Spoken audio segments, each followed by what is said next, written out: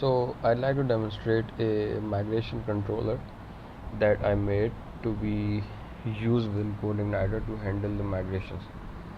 It will run through the command line, and to call the controller, all you have to do is open a terminal or command prompt, whatever, and migrate to your project folder. As you can see that I've called it test, and basically the file is called migrate.php, and you have to place it inside your application controllers folder, and I have it in a subfolder, the console folder. So to call the file, I'll have to enter console as well.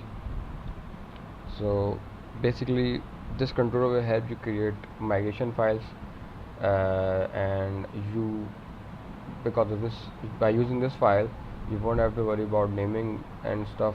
It will do everything out by itself. So to run the file, try index.php and simply type the controller name, and since I have it in my console folder, I will have to type console and then migrate. And if this is the first time that you are doing migration within Codeigniter, I would recommend going and having a look at the documentation or provided by Codeigniter on migrations, so it will be easy for you to understand like what's going on, because it's based upon that. So let's run this php index.php console migrate. And if this is the first time that you are using this file, all you have to do is place it inside a controllers folder, and it will install, or set up everything by itself. The folders required, the database tables required. However, you will have the only prerequisite that it requires is a working DB connection, so you will have to have a working DB connection before you can use this. So let's run this and call the index function on this controller. You can see that it asks us for a file name, so you can give it a file name as let's create table users, and it asks for a table name, and this table is basically the one that you are going to be using within this file, so it's obviously going to be users. And then it creates a file for us with the name that we entered, create user table users.php, and it prefixes with a number here. Now the file name, because migrations use some kind of timestamp of sequence of numbering to work really, so you either have to use the sequential manner of prefixing the file names or the timestamps, and this comes from your config migration file. If you have your migration type set to sequential, it will use numbering while naming your file, and if you have it as timestamps, it will use timestamps for naming your file. So it depends upon you, whatever you like. I'm using at the moment sequential, so therefore it's using sequential numbering, and you can use timestamps if you want. So here we have created file, the table users file, and let's create another one.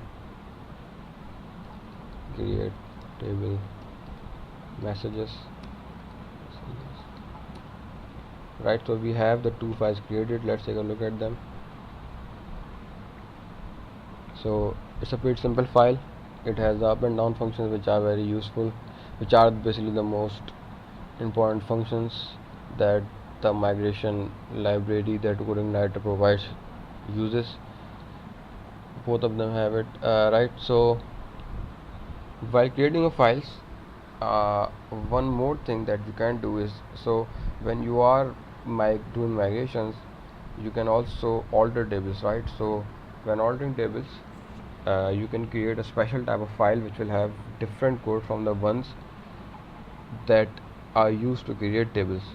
So if you want to alter a table, you can use the keyword modify while naming your files. Let's say modify table users and enter users. So this modify keyword, what it does is that the code it places within your file is basically the code places in the file is basically relevant when altering tables. So it provides the default up and down function, but it also provides a fields function which will return an array, and this array, when the up function will be run, all the elements in this array will be added as columns, and when the down function will be run, all these columns will be dropped. So let's say you want to add a column, username, type varchar 50.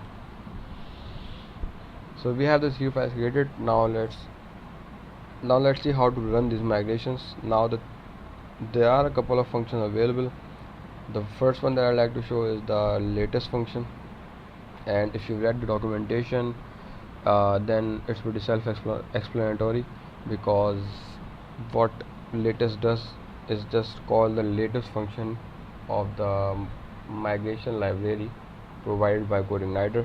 So to run that, php index.php console migrate and latest.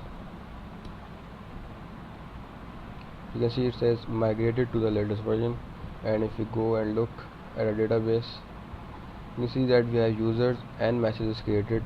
This migrations table is created by the file itself. It's for its own use. So you can see the users has ID created and the username that we modified. So then another function that it uses is, which is very helpful at times, is the rollback function. You can use the rollback function to migrate to whatever version you like. So to run this, type rollback and then the version number, let's say 2. So it will migrate to the version 2 available. So by the version 2 only has the users and messages table, but it should not have the username column in the users table. So let's check, and you can see it does not have it, and you can roll back to whatever version. Let's roll back to 1, and now we should only have the users table. And there it is. So it's a pretty simple thing to understand. And the last function that I like to show, maybe, and the function is the last function. Basically what this function does is it just rollbacks the migration one step back, and that's exactly what it does. And then the reset functions deletes everything, deletes all your migration files, deletes all the tables created through those migrations, and also resets your migrations table in the database. So if you run that, it asks you whether to continue or not. Yes. So you can see the migrations have been reset. We don't have any migrations now, and you see that all the tables have also been deleted. And one more function that I should have shown you while I had the tables. So let's create 2 tables quickly.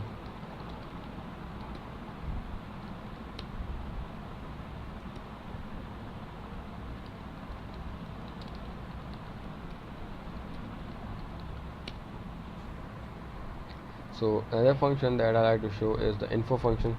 So if you type migrate info, you can see that it shows us a table of the migration files and whether they've been run or not. You can see since we haven't run these files, it says false.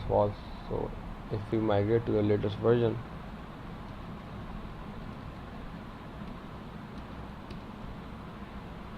and then call the info function, you see that both the files have been run now.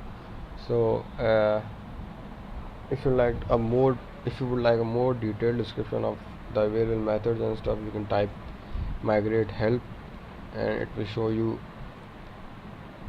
a section describing the available methods, the important aspects the important things that it requires to run and everything. So that's it.